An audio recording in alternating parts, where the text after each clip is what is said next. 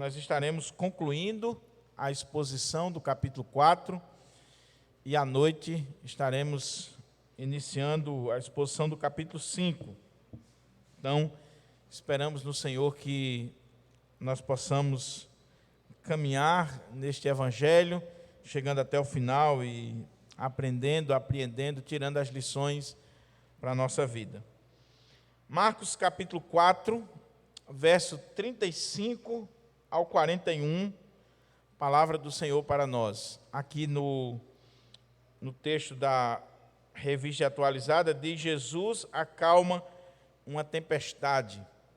E eu espero no Senhor que, se o nosso coração chegou aqui hoje cheio de tempestades, de coisas que nos abalam, que o Senhor acalme o nosso coração.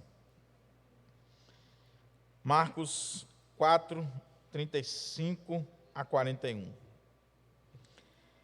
Naquele dia, sendo já tarde, disse-lhe Jesus: passemos para outra margem.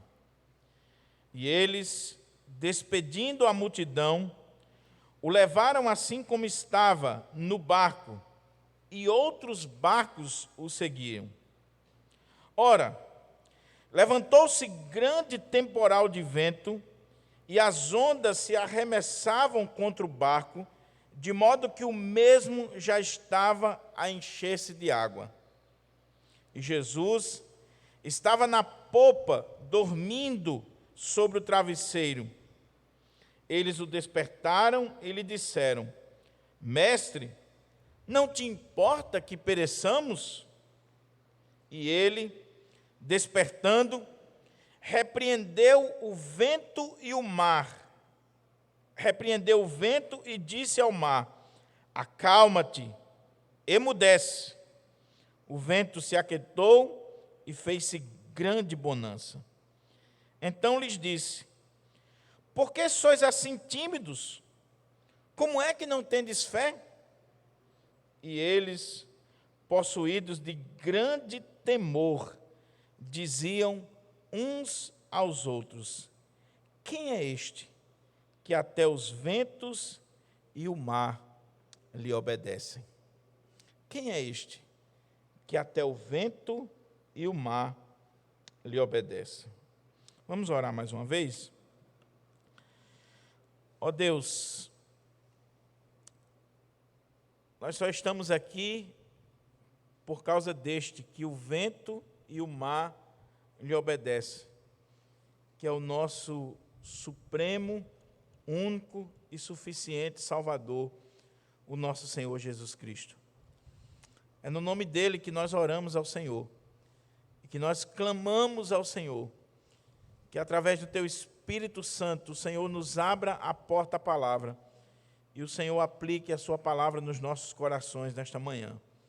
Que nós venhamos entender esse texto, que nós venhamos aplicar esse texto para as nossas vidas, e assim encontrarmos consolo, conforto, edificação para a nossa vida, em nome de Jesus. Amém. Meus irmãos, mantenha aí a sua Bíblia aberta para a gente considerar esse texto e tirar dele aqui as lições necessárias para a nossa vida. À guisa de introdução, eu gostaria de destacar algumas coisas para a gente poder entender o texto, iniciar assim a exposição do texto. Primeiro, que, conforme eu já disse para os irmãos, Marcos está contando para nós a história de Jesus. E toda vez que nós lemos o Evangelho, ou que nós lemos a Bíblia, nós não podemos perder de vista isso. O foco é Cristo. O propósito é nos apresentar a pessoa bendita e gloriosa do nosso Salvador. O foco não são os homens. O foco não são as circunstâncias. O foco tem que ser Cristo. Esse relato está aqui pura e simplesmente para dizer assim: Cristo é aquele que tem todo o poder e que o vento e o mar lhe obedecem. Então o foco é Cristo.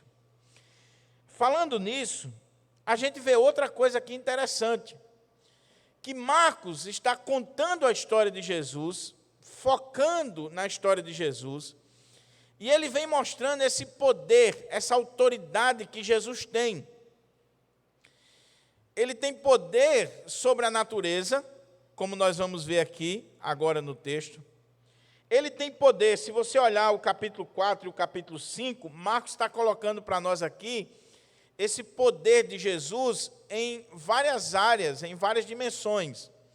Primeiro, poder sobre a natureza, final do capítulo 4. Depois, início do capítulo 5, poder sobre os espíritos malignos. Ele vai expulsar aqui uma legião de demônios de um homem que estava endemoniado. Depois, poder sobre as enfermidades. Ele vai curar uma mulher que estava com uma enfermidade terrível, uma hemorragia constante. Poder sobre a própria morte. Ele vai ressuscitar a filha de Jairo. É isso que Marcos quer mostrar para nós. Capítulo 4, capítulo 5, vai mostrar para nós essa dimensão da autoridade e do poder de Jesus sobre a natureza, sobre os espíritos malignos, sobre as enfermidades, sobre a própria morte. Ele tem poder sobre a própria morte. Esse é o Jesus que nós seguimos, que nós servimos, que nós adoramos, que nós entregamos a nossa vida para Ele. Ele é homem, ele é 100% homem, e esse é o terceiro ponto da nossa introdução. Ele é 100% homem, e ele é 100% Deus. É o Deus que se fez carne, que habitou entre nós, que viveu entre nós, que morreu, que ressuscitou, que está vivo, assentado à direita do Pai, e que um dia virá buscar a sua igreja, o seu povo, e aí nós estaremos para sempre com o Senhor. Então, nós não podemos perder de vista isso aqui. Nós estamos diante do relato da história de Jesus. Esse Jesus que é homem e Deus, 100% homem, 100% Deus. Então, com isso em mente, meus irmãos, eu gostaria de convidar você a ir lendo o texto comigo e tirando daqui algumas lições para a nossa vida. Esse relato aqui de Jesus acalmando uma tempestade, no Evangelho de Marcos, ele é um relato muito vívido, muito cheio de detalhes. Esse episódio é tão importante que ele está presente nos 3 evangelhos sinóticos. Está em Marcos, está em Mateus e está em Lucas. Mas o relato de Marcos é mais detalhado, é mais vívido, é mais cheio de detalhes para nós. Então, com a sua Bíblia aberta, nós vamos lendo o texto e vamos tirando daqui lições para a nossa vida. Primeiro, o texto começa dizendo assim: naquele dia, sendo já tarde, disse-lhe Jesus: passemos para outra margem. Que dia? Se você olhar o início do capítulo 4, você não vai ter dúvida de que esse dia que Marcos está falando aqui é aquele dia atarefadíssimo que Jesus teve, onde ele ensinou as multidões. Ele chegou à beira do mar, ele subiu num barco e ele fez daquele barco o púlpito e ele começou a ensinar as multidões que estavam ali presentes, ensinando por meio de parábolas. E Jesus contou muitas parábolas, e Jesus ensinou, doutrinou, pregou para aquelas pessoas. Foi um dia, assim, de intenso trabalho, de muita ministração, de muita pregação por parte do Senhor Jesus. Naquele dia do doutrinamento, das parábolas, dos ensinos de Jesus, sendo já tarde, ou seja, o dia já estava declinando, já era tarde, já era o finalzinho da tarde, o dia para o judeu vai até às 18 horas, às 18 horas começa um novo dia. Então, aqui está terminando o dia, já é tarde. Jesus disse para os discípulos: passemos para outra margem. Ele acabou aquela sessão de doutrinamento, de ensino, de pregação, de instrução, de conferência ali, missionária, com aquelas multidões, e ele dá uma ordem para os discípulos. Aqui não é um pedido, aqui é uma ordem. É uma palavra categórica dizendo assim: passemos para a outra margem. Agora, o que chama a atenção é o que o texto diz aqui. E eles, ou seja, os discípulos, despedindo a multidão, ou seja, quem despediu a multidão não foi Jesus. Jesus terminou de pregar, Jesus terminou de ensinar, e ele dá uma ordem para os discípulos que estão no barco e diz: olha, agora nós vamos para o outro lado, passemos para o outro lado. Os discípulos é quem tem agora a tarefa de dispensar aquelas multidões, de despedir as multidões, que com certeza não foi uma tarefa fácil, porque aquelas multidões estavam ali para ouvir Jesus, para aprender de Jesus, estavam ali em busca de milagres, de sinais, de prodígios, e os discípulos tiveram a tarefa de despedir a multidão, e eles despedindo a multidão. A tarefa foi deles. O Senhor Jesus deu a ordem de ir para o outro lado, e eles têm a tarefa de despedir as multidões. E diz que, despedindo as multidões, eles o levaram Jesus, assim como estava no barco, e outros barcos o seguiam. Somente Marcos dá essa informação aqui, de que outros barcos seguiram aquele barco do Senhor Jesus. Você tem aqui os apóstolos, você tem aqui discípulos que estavam no barco com o Senhor, e um detalhe, outros barcos o seguiam. Guarde isso aí, porque isso aqui é importante, porque lá na frente não vai mais falar nesses barcos. E a pergunta é, o que aconteceu com eles? Eles também tiveram aquela tempestade? Se eles tiveram noção de quem repreendeu o vento e o mar, eles tiveram compreensão do que aconteceu? Então, outros barcos o seguiam. Aí o texto começa a narrar para nós o que aconteceu naquela viagem, naquele trajeto, naquela travessia.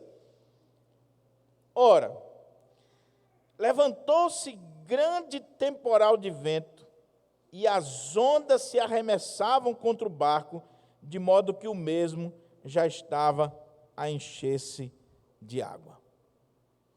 Jesus está no mar da Galileia. E eu já falei aqui sobre o mar da Galileia, mas é importante trazer à memória dos irmãos e também para aqueles que estão assistindo algumas informações para a gente entender esse texto. Jesus está no mar da Galileia. Ele passou o dia ensinando naquele mar. Eu já falei para os irmãos que é chamado de mar, porque na época, por causa da sua extensão, eles chamavam de mar, mas não é mar como a gente está acostumado. Lá é um lago de águas doces. Só que por causa do seu tamanho, esse mar da Galileia, esse grande lago de águas doces, ele tem 21 quilômetros de comprimento por 14 de largura. Então, não é um lagozinho, não. É um lago muito grande. E aí, na época, por causa do tamanho, eles chamavam de mar. Até hoje ele é chamado de mar. Esse lago, ele vai ser muito importante no ministério de Jesus. E Jesus vai estar cruzando esse lago, esse mar, em vários momentos e levando a palavra do Senhor. Então, ele está aqui no mar da Galileia. O mar da Galileia, se você olhar na Bíblia, ele é tão importante e ele tem outros nomes. Por exemplo, ele é chamado de Mar da Galileia, ele é chamado de Mar de Tiberíades, ele é chamado de o Lago de Genezaré, tudo porque algumas cidades estavam localizadas no seu entorno. E hoje, nos dias que nós vivemos, ele é chamado, em hebraico, Yam Kinerite, ou seja, o mar de Quinerite. Por que esse nome? Porque ele tem a forma de uma harpa. Então, colocaram esse nome em hebraico para dizer para significar o nome do lago. Ele parece uma harpa ou um violino. Então, os hebreus batizaram com esse nome, Ian Kineret, ou Mar de Kinerite.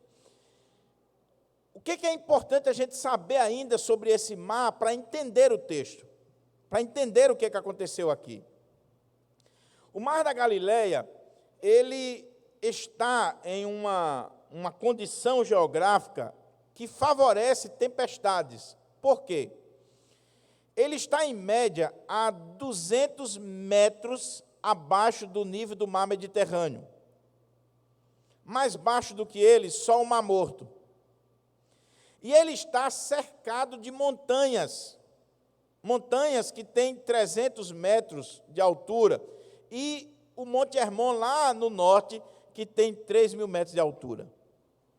Então, esse lago de águas doces, que está a 200 metros abaixo do nível do mar Mediterrâneo, esse lago, que está cercado de montanhas, quando os ventos gelados vêm lá do norte, lá do Monte Hermon, aqueles ventos gelados descem naquela cadeia de montanhas, o vento gelado, quando ele bate nas águas do mar da Galileia, vindo entre aquelas montanhas, e encontra o ar quente naquelas águas, isso gera um clima atmosférico que favorece as grandes tempestades e ondas altíssimas.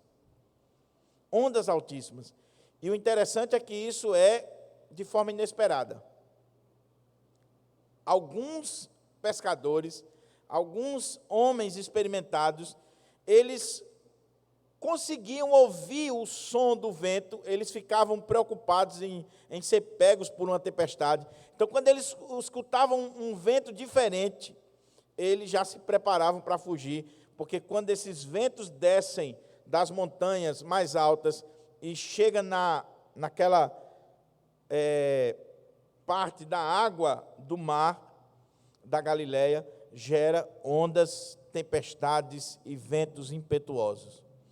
Outro detalhe interessante, que talvez explique o que aconteceu aqui, a gente não sabe direito, é que o Mar da Galileia, que é alimentado pelo Rio Jordão e que vai desembocar lá no Mar Morto, o Mar da Galileia, se você olhar a geografia onde ele está inserido, lá no contexto de Israel, ele está em uma fenda geológica que os estudiosos, eles falam o seguinte: ele está no meio de duas placas. Então, você tem a placa africana e a placa arábica, e na fenda dessas duas placas, você tem ali a região da Galileia, e a região que está o Rio Jordão. O Rio Jordão está exatamente nessa fenda dessas duas placas. E aí o Mar da Galileia é cortado exatamente no meio por essas duas placas. Isso faz com que, naquela região, em determinados momentos, tenha terremotos. Quando essas placas se movimentam, naquela região tem terremotos, e aí produzem os maremotos, produzem esse tipo de coisa que está acontecendo aqui. Nós não sabemos se a tempestade que pegou os discípulos aqui foi um terremoto ou um maremoto.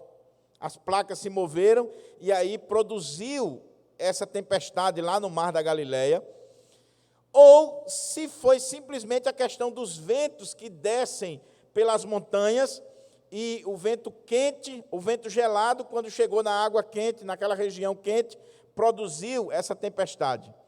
Outros estudiosos vão dizer que essa tempestade foi uma tempestade provocada pelos demônios. E a gente vai ver aqui na frente por que eles dizem isso.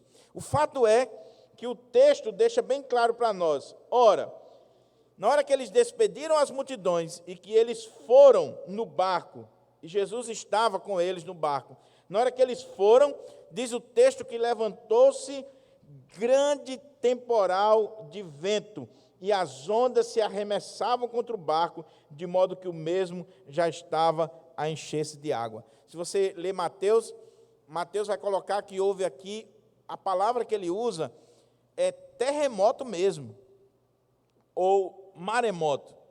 Então, houve aqui, e o barco, ele estava se despedaçando, ele estava enchendo d'água. Lucas disse que ele estava indo a pique, ia ser destruído. Não foi uma tempestade qualquer, não foi um ventozinho qualquer, não foi, quem sabe, um maremoto qualquer.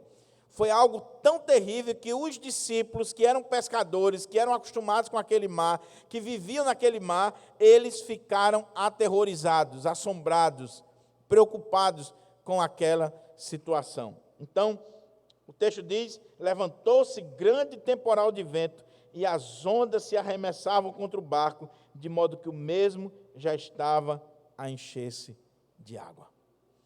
Até aqui, meus irmãos, diríamos que não tem nada de anormal para o contexto da época, porque os pescadores, as pessoas que moravam naquela região e que frequentavam aquele mar e que atravessavam aquele mar, eles estavam sujeitos a esse tipo de tempestade.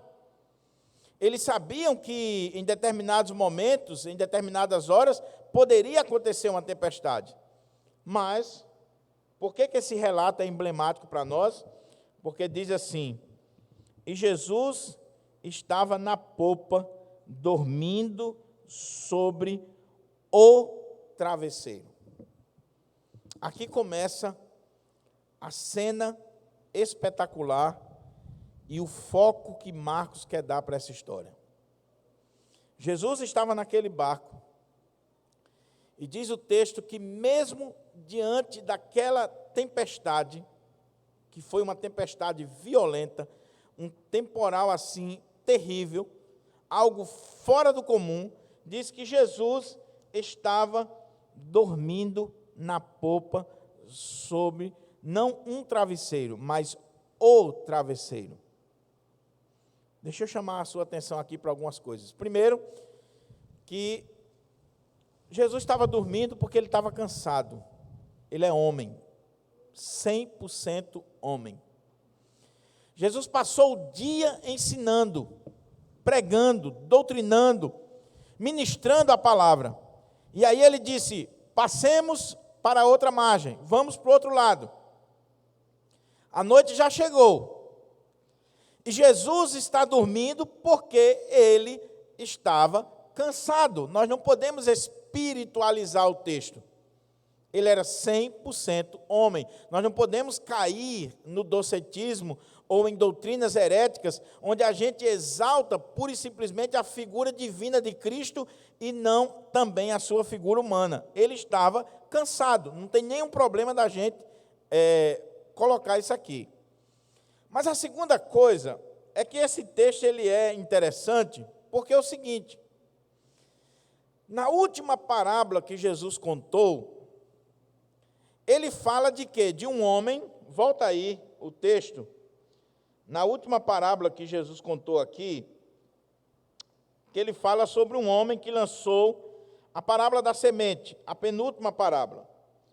Ele diz assim, versículo 26, disse ainda: o reino de Deus é assim como se um homem lançasse a semente à terra, depois dormisse e se levantasse de noite e de dia, e a semente germinasse e crescesse, não sabendo ele como. A terra por si mesma frutifica, primeiro a erva, depois a espiga, e por fim o grão cheio de espiga. E quando o fruto já está maduro, logo se mete a foice, porque é chegada a ceifa. Qual é o ponto dessa parábola? Você semeia a palavra de Deus, é a sua tarefa semear a palavra de Deus, e depois você descansa em Deus, porque o resultado da semeadura, quem dá é Deus. O que é que Jesus está fazendo?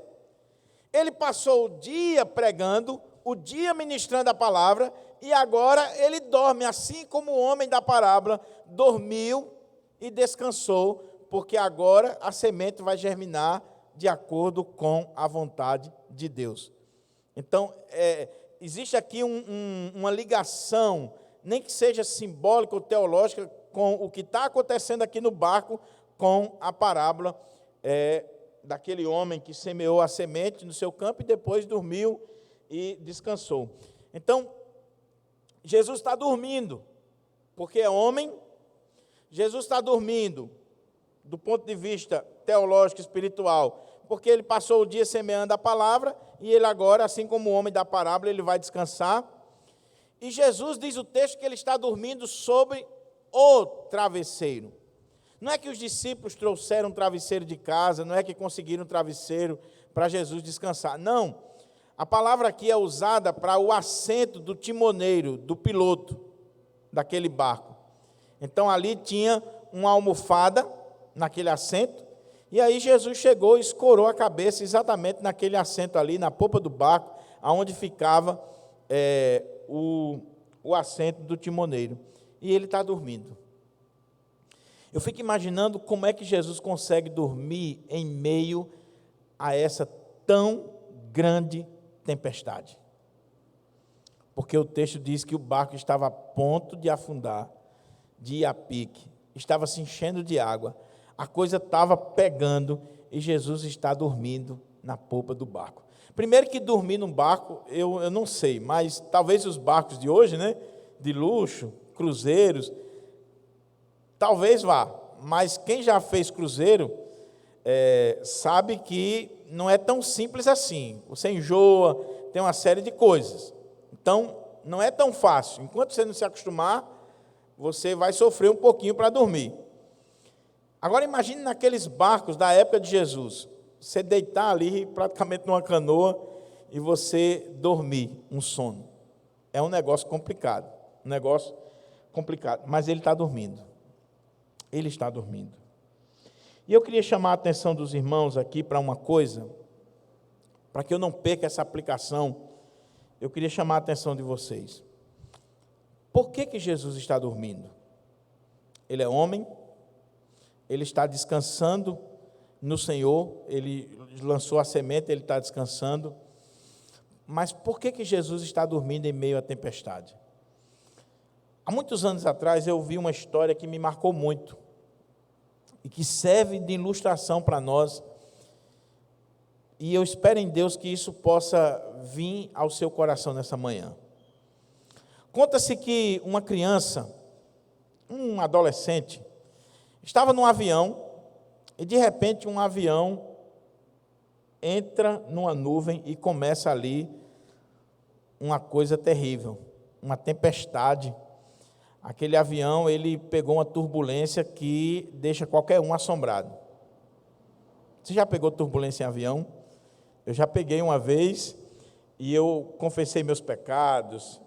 Eu dei vontade de mandar um abraço para minha mãe, para minha esposa, me despedir da igreja. Pensa numa hora que você ora, né, Júlio? Senhor, recebe mais um aí. Já está pertinho mesmo, né? Mas a turbulência, o negócio foi terrível. E aí, conta-se que o avião quase se despedaçando, os passageiros todos alvoroçados, e um adolescente ali jogando no seu videogame. Passou aquela turbulência, as pessoas assustadas, voltando, se recompondo. Alguém perguntou para aquele adolescente: você é maluco? Você não teve medo da turbulência? Você está nessa situação e você ficou assim tranquilo? Aí diz a história que aquele rapaz falou: meu pai é o piloto e eu sei que ele é bom nisso. Ele já passou por várias.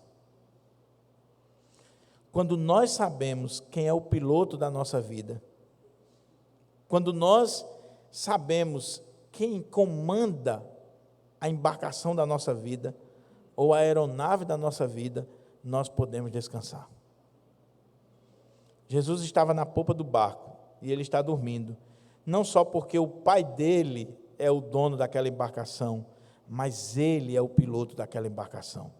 Ele está na popa, ele está no lugar do timoneiro, ele é o cabeça, ele é o líder daquela embarcação, e ele pode dormir, porque ele sabe que não tem tempestade alguma que venha afundar o barco, que ele é o timoneiro, que ele está na popa. A tempestade pode vir, seja de forma natural, sobrenatural, não interessa, Mas se Jesus está no barco, e se ele deu uma ordem, passemos para outra margem, esse barco vai chegar do outro lado. O texto diz: Jesus estava na popa, dormindo sobre o travesseiro. Eles o despertaram e lhe disseram: Mestre, não te importa que pereçamos? Meus irmãos, aqueles discípulos, aqueles apóstolos, eles eram experientes naquele mar. E eles tentaram tirar a água, eles tentaram resolver o problema, eles tentaram fazer alguma coisa. Com certeza, pela consideração que eles tinham por Cristo, eles não queriam incomodá-lo, eles sabiam que ele estava cansado. Mas quando eles viram que a coisa ia dar ruim mesmo, que o vento realmente estava solapando o barco e que o barco ia a pique, ia afundar, eles acordam Jesus, e eles acordam Jesus com uma reprimenda. Mateus e Lucas, dizem alguns estudiosos, que eles deram uma aliviada, mas Marcos foi taxativo. Porque Mateus e Lucas vai colocar simplesmente que eles disseram assim: Mestre, salva-nos. Com certeza eles disseram isso, cada um dizia alguma coisa. Mas Marcos deixou para nós esse detalhe, não é por acaso, que eles disseram assim: Mestre, não te importa que pereçamos? Existe aqui, meus irmãos, uma censura. Mestre, como é que o senhor pode dormir se nós estamos indo a pique? Se nós vamos afundar? O senhor não se importa conosco? O senhor não se importa com essa embarcação? O senhor não se importa que nós venhamos perecer? E ele, despertando, repreendeu o vento e disse ao mar: Acalma-te, emudece. O vento se aquietou e fez-se grande bonança. Oh, meus irmãos, que coisa extraordinária. Porque Marcos está mostrando para nós esse Senhor que nós viemos adorar aqui nesta manhã, que tem tanto poder, tanta autoridade, que não interessa qual é a fonte daquela tempestade. Ele se levanta e ele dá uma ordem, ele dá uma palavra ao vento e ao mar, e eles obedecem instantaneamente, prontamente. Diz que fez naquela hora grande bonança. Imagina aí, Jesus está repreendendo o vento, mas o vento está vindo lá do norte, da montanha mais alta, 3.000 metros de altura, do Monte Hermon. Ele repreende o vento, mas ainda dá um tempinho para a tempestade aqui, não dá? Para poder acalmar? Mas aqui não, aqui foi instantâneo. Ele repreende o vento e repreende o mar, e instantaneamente a grande bonança. É nesse ponto aqui que alguns estudiosos querem dizer, e se você pegar algum comentário bíblico que segue essa linha, alguns estudiosos querem dizer que essa tempestade aqui não era uma tempestade comum, natural, mas era uma tempestade oriunda de demônios. Por quê? Porque a palavra que Jesus utiliza aqui, olha como é que diz o texto no Evangelho: e ele, despertando, repreendeu. Ele repreende o vento e ele fala com o mar, dizendo: acalma-te e emudece. Acalme-se e cale-se. Fique quieto. Então, essa palavra que é utilizada aqui, quando você olha no Evangelho de Marcos, principalmente, ela sempre vai ser utilizada, ou na grande maioria das vezes, para aqueles momentos que Jesus está expulsando demônios.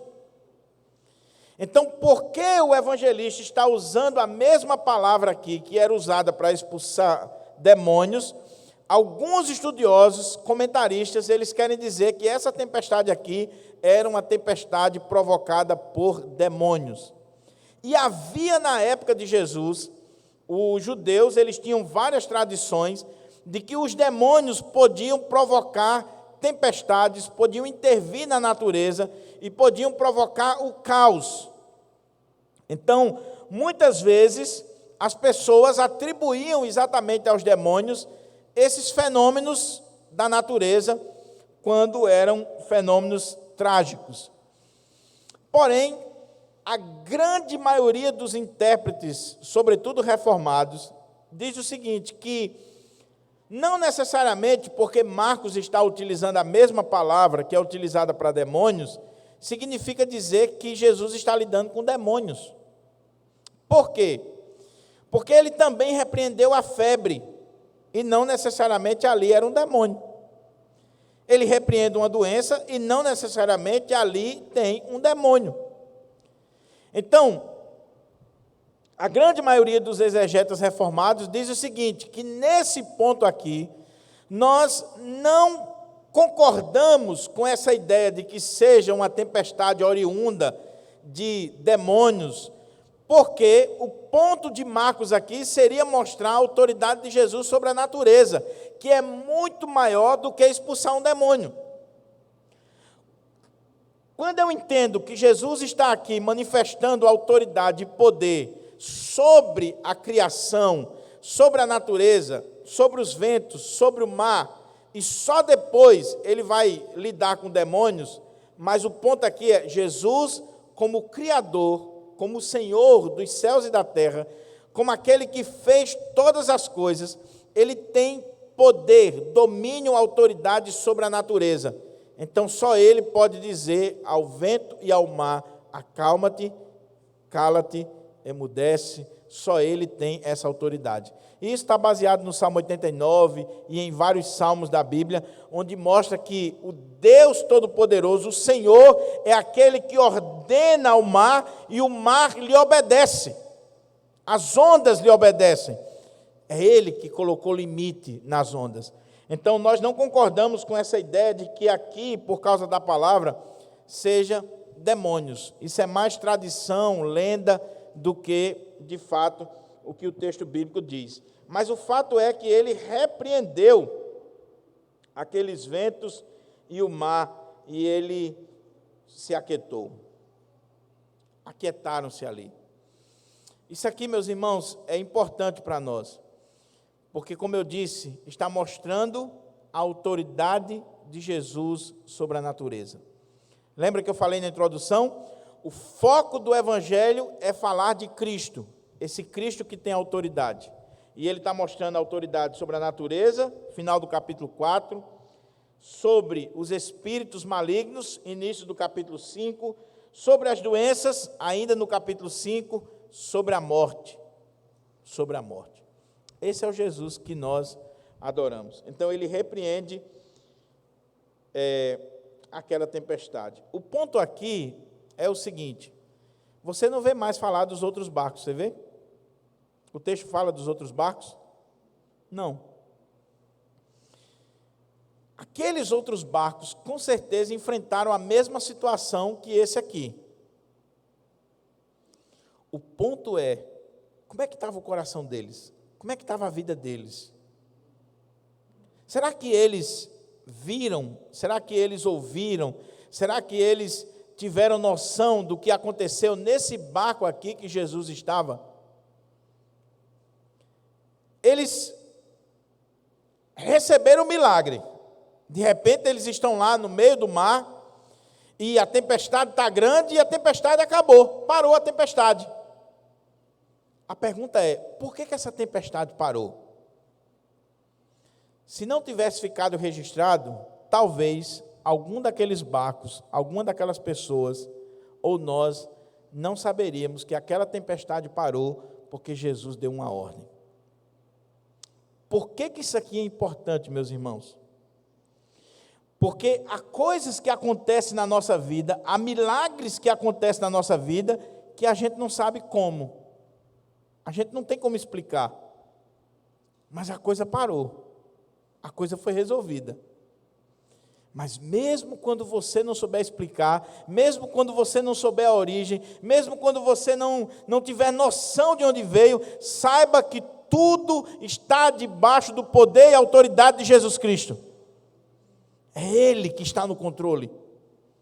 Aqueles barcos, aquelas pessoas receberam o benefício. Aquele benefício que foi feito pelo Senhor Jesus. Você já parou para pensar quantos livramentos você já teve na vida? Quantas coisas Deus já fez na sua vida? E que você, muitas vezes, não tem nem noção de que foi o Senhor que fez? As portas que Ele abre, os livramentos que Ele lhe dá. Quantas vezes, quantas coisas, quantas bênçãos. Nós temos que ter cuidado, meus irmãos, porque às vezes nós achamos as coisas muito pelo lado natural, corriqueiro. A gente precisa ter cuidado. Quem estava no barco com Jesus entendeu que a tempestade acabou pelo sobrenatural. Foi Jesus que disse assim: acalma-te, emudece.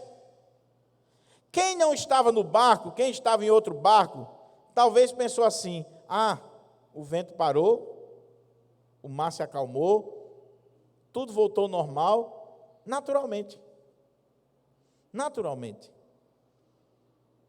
Cuidado, querido, para você não entrar nessa. E querer explicar as coisas de forma natural. Quem tem TV a cabo, ou quem gosta de pesquisas, às vezes tem alguns canais aí, como Discovery, History e outros, que procuram explicar os milagres da Bíblia. Antigamente eu gostava disso. Eu passava praticamente a noite toda, se fosse possível, vendo aqueles documentários, os mistérios da Bíblia, os milagres da Bíblia. E aí, a grande maioria ali são teólogos liberais, que simplesmente estão desconstruindo o que a Bíblia diz. Eles querem explicar os milagres, os fenômenos, como se fossem causas pura e simplesmente naturais. A travessia do mar. Não, porque em determinado período do ano as águas baixam e não sei o que, e o povo passou. Não, assim, e começa a explicar aí com aquela cara de ciência, porque hoje o negócio é ciência, né? A ciência é o Deus do nosso século. Eu defendo a ciência. Ciência lida com teoria, com observação. A gente precisa ter cuidado, porque os próprios cientistas, eles não têm respostas, muitas vezes. Eles estão tentando encontrar. Cuidado quando você olha para a vida pura e simplesmente pelo natural. Aquela tempestade acalmou, porque Jesus deu uma ordem para ela. Ele é que controla todas as coisas. Nós precisamos, meus irmãos, às vezes, lembrar que há uma necessidade de nós termos a fé das crianças. Eu tinha um membro na congregação, eu já falei muito sobre ele, para mim foi um dos maiores teólogos que eu já vi até hoje, o irmão Severino. Ele estava lendo a Bíblia, e um dia ele vinha na rua, e ele disse que pegou um almanaque. E aí, da época de Júlio, almanaque, né, Júlio? E ele disse que pegou um almanaque, e ele foi ler sobre o trovão. E o almanaque estava lá explicando a descarga elétrica e tal, explicando o trovão. E quando ele leu a Bíblia, ele viu que na Bíblia dizia assim, que o trovão é a voz do Senhor. Ele disse: dando-se um almanaque, eu fico com a Bíblia. A Bíblia diz que o trovão é a voz do meu Deus. Que conversa que é o ar quente, frio, correntes elétricas, que história é a voz do meu Deus. Meus irmãos, como nós estamos precisando resgatar isso. Eu não estou dizendo que nós vamos pura e simplesmente ignorar a ciência, não, as grandes descobertas científicas, o desenvolvimento da ciência é fruto também da fé cristã, do cristianismo. Existe ciência por causa da fé cristã, porque as religiões que adoram ou que veneram a natureza, eles não explorariam a natureza para fazer ciência. O cristianismo é quem deu esse pontapé. As grandes universidades do mundo nasceram no berço do cristianismo. É porque hoje alguns analfabetos aí querem dizer que não existe compatibilidade entre fé e ciência. Não existe. Se você não entender ciência, se você não entender fé, não existe. Agora, se você estudar muito bem os dois, você vai ver que dá. Aquilo que verdadeiramente é ciência e aquilo que é verdadeiramente bíblico, teológico, não entra em contradição, porque é o mesmo Senhor das duas coisas. O mesmo Deus que inspirou a Bíblia é o mesmo Deus que criou todas as coisas e que nos revela todas as coisas. O ponto aqui é, Jesus repreende aquela tempestade. Quem está no barco com ele está vendo que foi algo sobrenatural. Quem não está no barco pode achar que foi algo pura e simplesmente natural. Caminhando, diz o texto, então lhes disse, por que sois assim tímidos? Se você comparar os evangelhos sinóticos, você vai ver que Jesus está dizendo assim, por que ainda sois assim tímidos? E a palavra tímido aqui, meus irmãos, ela está numa tradução assim para dar uma aliviada. Porque no texto original, o que Jesus está dizendo aqui é, por que vocês são covardes, medrosos? Vocês ainda não têm fé? Por que vocês estão com essa covardia? E talvez você diga assim, mas pastor, Jesus está sendo duro com esses homens? Sim. Por que Jesus está fazendo isso com eles? Porque, meus irmãos, se vocês olharem os relatos anteriores, nós já tivemos provas e mais provas do poder, da autoridade, da divindade do Senhor Jesus, ele se revelando para aqueles homens. Mas diante da tempestade, mais uma vez, eles claudicam, eles tropeçam, eles negam. Eles chegam ao ponto de censurar o Senhor Jesus. E aí Jesus diz assim, por que sois assim tímidos, ou ainda sois tão tímidos? Por que vocês não têm fé? É claro, meus irmãos, que nós não somos diferentes deles. Nós não somos diferentes deles.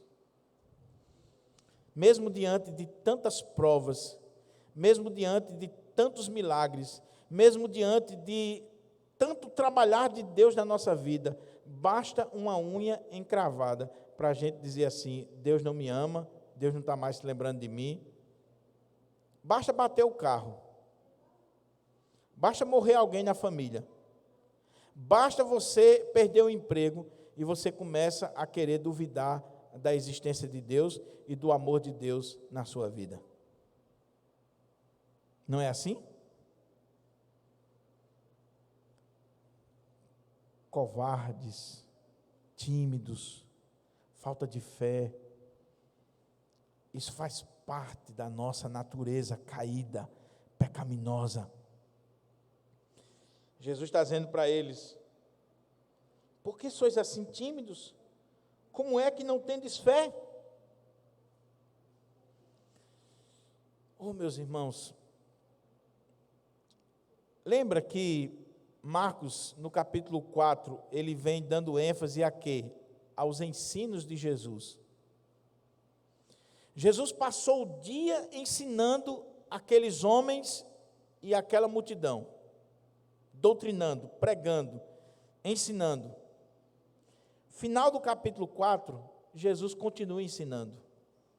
Só que agora, Jesus continua ensinando, não teoricamente, mas Jesus agora está colocando eles na escola da vida, na escola da experiência. Jesus agora vai ensinar através das experiências.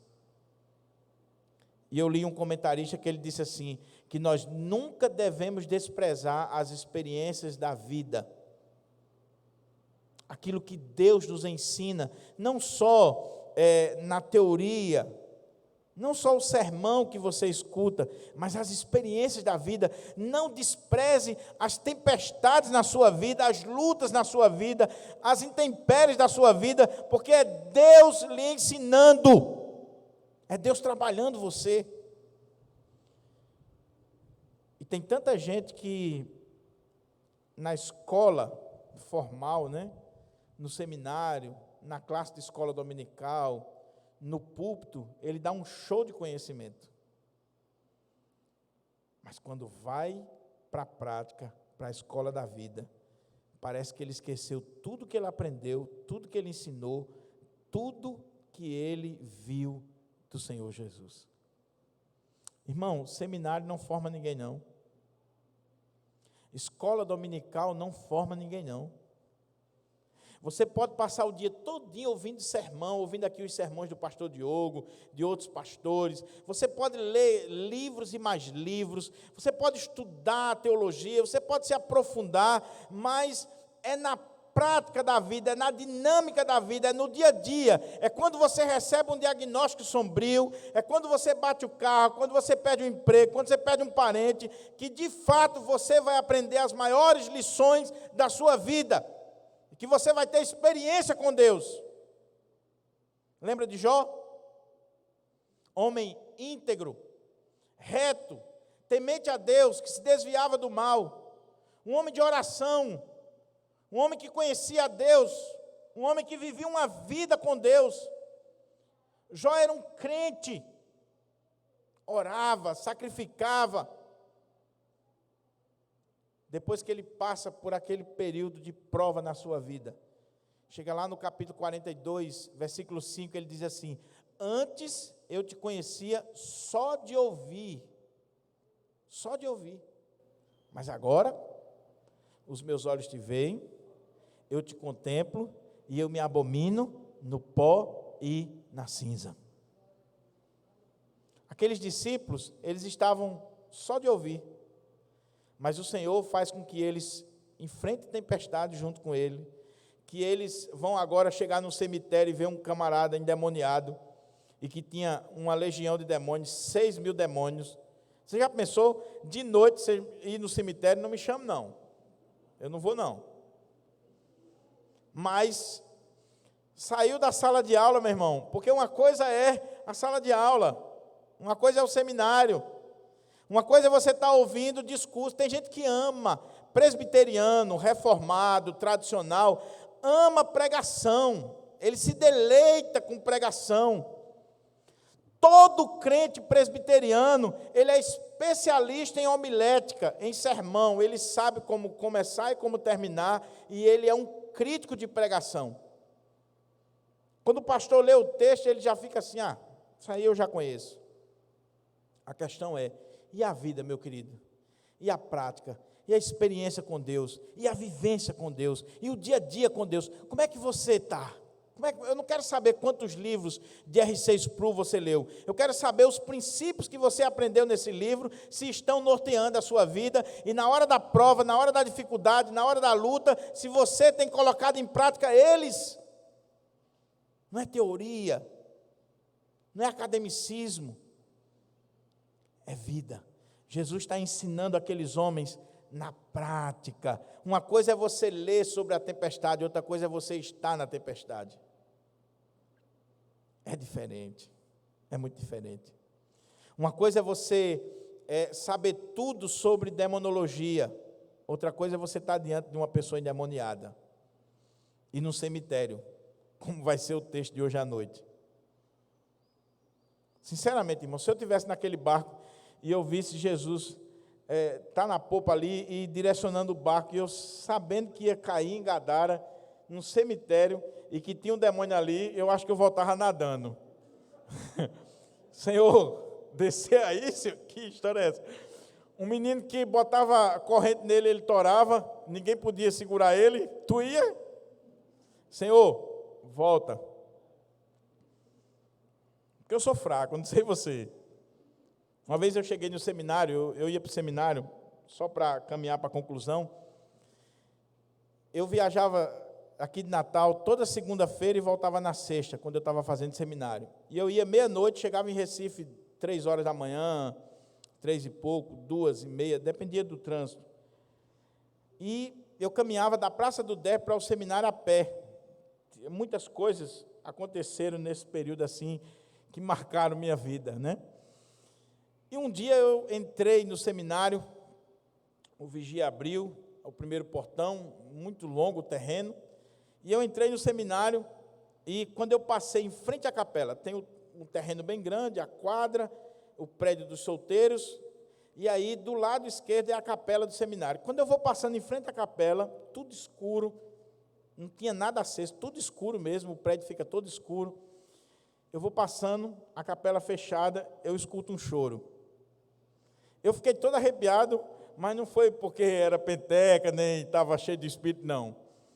Meu amigo, uma hora dessa, e aí, quando eu vou atravessando ali, um colega vem descendo as escadas para tomar água. Aí disse assim, rapaz, tu ouviu aí um choro na capela? Eu disse, ouvi. Aí disse, vamos lá, eu digo, rapaz. O bicho era meio doido. Ele disse, vamos nós dois, a gente vai devagarinho, um abre a porta e o outro acende a luz da capela. Eu digo, beleza. Aí a gente foi devagarinho, empurramos a porta, acendemos a luz. Era um colega, lá no púlpito, no altar, chorando, deitado, chorando copiosamente. E a gente disse, rapaz, uma hora dessa, cara, tu aqui na capela, em vez de estar dormindo, tu devia estar lá no aposento, chorando, o que está acontecendo? Conta para a gente. Aí ele disse, rapaz, fulana me deu um fora hoje, acabou o namoro, mas não diga para ninguém não. Não, ninguém vai dizer nada para ninguém não. 6h30 no refeitório, do diretor a cozinheira sabia. Cara chorando por namorada, 3 horas da manhã na capela, coitado. Voltando aqui. Meus amados irmãos, nós precisamos ter cuidado, porque nós somos muito tímidos, covardes, mesmo tendo tantas experiências com Deus. Está aqui os relatos dos milagres de Jesus, do poder de Jesus, da autoridade de Jesus. Ele é o mesmo, querido. Ele é o mesmo. Não interessa o que você está passando, não interessa o que você está enfrentando, não interessa qual é a dor que você está vivendo. Creia que Jesus Cristo é aquele que está com você. Tenha fé e não medo. Creia nisso. Peça ao Senhor para repreender essa timidez do seu coração, essa covardia do seu coração, de não confiar em Deus. De não confiar em Deus. Eu li uma frase hoje pela manhã, em um comentário que me marcou muito. Eu acordei cedo para estudar o texto, ler mais uma vez, e aí o comentarista disse assim, a fé é a outorga da nossa vida ou da nossa alma a Cristo, e não pura e simplesmente a crença em um credo ortodoxo. O que é fé? É a outorga da nossa alma ou da nossa vida a Cristo, e não pura e simplesmente a crença em um credo ortodoxo. O que é isso? Sabe o que é fé, meu querido? É quando você crê na doutrina da Trindade, em outras doutrinas bíblicas. Não é só isso. Você tem que crer. O credo, por mais ortodoxo que ele seja. Mas a verdadeira fé é quando você crê nessas verdades sublimes e você entrega a sua vida completamente ao Senhor. Você diz assim, Senhor, está aqui a minha vida. Está nas suas mãos. Faça o que o Senhor quiser. É quando você entrega realmente o controle da sua vida, o barco da sua vida, a direção da sua vida ao Senhor. Mas sabe qual é o nosso problema, querido? É que a gente entrega, mas a gente fica segurando do outro lado. A gente diz que a nossa vida está nas mãos do Senhor, mas a gente quer resolver do nosso jeito. A gente quer fazer ao nosso modo. A gente diz assim: Senhor, o barco da minha vida está nas suas mãos. Aí o Senhor diz: corta a corda, meu filho. Deixa o barco nas minhas mãos e você fica atacado ali no porto. Porque é uma âncora, é a segurança para você. Cuidado, querido, em nome de Jesus. Entregue a sua vida completamente ao Senhor. Por mais que venham tempestades, por mais que venham lutas, o Senhor nunca negou que nós não teríamos tempestades, que nós não enfrentaríamos lutas. Nunca negou. Nós vivemos aqui, meus irmãos, e nós sofremos, e nós passamos lutas. E se você não passa, fala comigo que eu passo aí umas para você, principalmente umas contazinhas para você pagar. Tá bom? Concluindo. E eles, possuídos de grande temor. Agora, meus irmãos, preste atenção nisso aqui. O primeiro temor ou timidez é o timidez ou o temor da covardia. Então, Jesus, por que sois tímidos? Por que vocês são tão tímidos assim? Vocês não têm fé. Mas esse temor aqui, agora é um temor positivo. Não é covardia. Esse temor aqui é o temor do maravilhamento. Eles estão maravilhados. Então, e eles, possuídos de grande temor, diziam uns aos outros: quem é este que até o vento e o mar lhe obedecem? Eles estão agora, meus irmãos, boquiabertos, maravilhados, espantados. Eles estão cheios de temor, nesse sentido de espanto, de maravilhamento, dizendo assim: quem é este? E a pergunta ela está colocada aqui de um jeito que a única resposta é: esse é aquele que é o Senhor dos céus e da terra, é aquele que tem poder sobre a natureza, é o Filho de Deus, é o Messias, é o Deus Todo-Poderoso, é esse que nós adoramos. Eu quero concluir essa mensagem dizendo apenas algumas coisas para vocês. Em primeiro lugar, como eu disse, o foco aqui é Cristo. Toda essa história está aqui para apontar para Cristo, para que você responda: quem é este para você? Quem é Jesus para você? Qual é a visão que você tem de Jesus? Qual é o seu entendimento sobre Jesus? Ele é homem? Sim, 100% homem, por isso que ele dormiu, por isso que ele tinha necessidade de se alimentar, de descanso e tantas coisas. Mas esse Jesus que é homem, Jesus de Nazaré, é também Deus, e sendo Deus, ele é todo poderoso, ele tem todo o poder, ele tem toda a autoridade. Não esqueça isso, querido. Nós viemos aqui adorar exatamente ele. Segunda coisa, nós não somos isentos de tempestades na nossa vida. Tem um ditado que diz assim: com Jesus no barco, o quê? Tudo vai bem. Sim, até em meio às tempestades. Porque às vezes a gente acha assim: se Jesus está no barco, se Jesus está na minha vida, não vou ter problema nenhum. Tem até uma denominação aí, que o slogan dela é: pare de sofrer. Aceitou Jesus, parou de sofrer. Com Jesus no barco, tudo vai bem.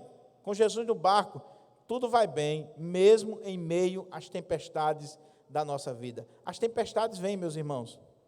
Pastor Hernandes tem um sermão nesse texto aqui, que eu recomendo para você ouvir, onde ele fala que as tempestades são violentas, perigosas, inesperadas, sobrenaturais. As tempestades vêm, querido, para a nossa vida. As tempestades vêm. A diferença é como nós enfrentamos as tempestades, com quem nós enfrentamos. Talvez você chegou aqui nesta manhã e você esteja como nosso irmão Gerson aqui, que nessa madrugada perdeu a vozinha dele, nossa querida irmã Maria Alice, irmã Mariquinha, que todos os anos aqui no culto de aniversário do nosso irmão Lobato, louvando aqui o Senhor. Antes de ontem teve uma parada, Gerson conseguiu reanimá-la, estava da Silvia e André aqui, levaram para o hospital, mas nessa madrugada ela faleceu. Está aqui o irmão, ó, adorando o Senhor junto conosco, louvando o Senhor conosco. É uma tempestade que a família está enfrentando? Grande. Só quem perdeu um ente querido sabe. Talvez você chegou aqui e você recebeu um diagnóstico sombrio. Talvez você perdeu o emprego nessa pandemia. Talvez você está enfrentando uma luta dentro de casa, com um filho, com uma filha. Não sei. Agora eu sei de uma coisa. Jesus disse assim: no mundo tereis aflições, mas tende bom ânimo, eu venci. E a nossa esperança não se resume a esta vida. Nesta vida eu posso ter lutas, tempestades, dores, lágrimas, mas eu creio que um dia o Senhor enxugará dos meus olhos todas as lágrimas. E não haverá dor, não haverá sofrimento, não haverá luto, não haverá mais tempestade na minha vida. As tempestades vêm, as lutas vêm, mas o importante é, eu estou só ou eu estou com Jesus? Eu vou enfrentar a luta sozinho ou eu estou com Jesus? Com Jesus no barco, de fato, tudo vai bem, inclusive em meio às tempestades, em meio às lutas. Então, meu irmão, quando você estiver enfrentando uma prova, uma luta, uma dificuldade, por favor, não murmure, não perca a fé, confie no Senhor, entregue a sua vida ao Senhor, diga assim: Senhor, o Senhor sabe de todas as coisas, está nas suas mãos, Senhor, está nas suas mãos. Mas em último lugar, o ponto aqui, para a gente refletir para o nosso coração, é que o Senhor está, nesse texto tem 3 perguntas, esse texto é regido por 3 perguntas, quem prega, você tem uma dica homilética aí, tem 3 perguntas, e a principal pergunta aqui é essa: quem é este? Você já respondeu essa pergunta na sua vida? Se você não respondeu, chegou a hora de você responder. Quem é Jesus para você? Quem é este que até os ventos e o mar lhe obedecem? Quem é este que vai chegar diante de um endemoniado e os demônios correm para o seu encontro, como que atraído por um imã, e se curva aos seus pés? E ele tem autoridade sobre eles. Quem é este que vai repreender uma enfermidade, mesmo pura e simplesmente só porque a mulher tocou na sua veste e ela é curada? Quem é este que vai chegar diante de uma menina que está morta e vai levantá-la? Quem é este? Sabe quem é este? É o nosso único e suficiente Salvador, o nosso Senhor Jesus Cristo. A Ele a glória pelos séculos dos séculos. Amém. Vamos ficar de pé para a gente terminar o culto. Nós vamos terminar cantando